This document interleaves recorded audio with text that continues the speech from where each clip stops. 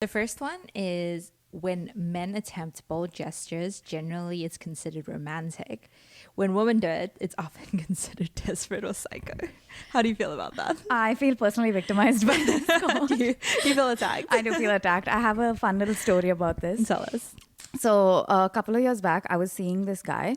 It was fairly early days. I think I was seeing him maybe a couple of months. Okay.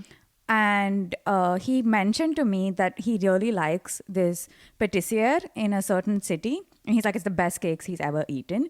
And coincidentally, like a few weeks later, my friend's girlfriend was visiting me and she was passing through that city. And she asked me if I wanted something. And I was like, oh, I've heard the cakes in this place are really nice. Can you get some? Yeah. And she was flying in. So it was like not like it was like some crazy logistics thing. They were bringing it from India. Yeah, they were bringing it from India. To San Francisco. Yeah. And it was like a straight flight. Right. It was not a big deal. Right. Like she could just like Uber Eats the thing to her.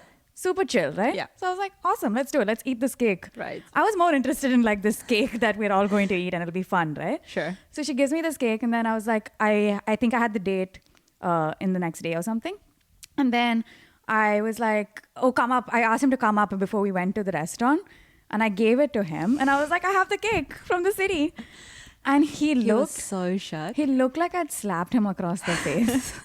But he was, I don't know, he was so upset by this gesture.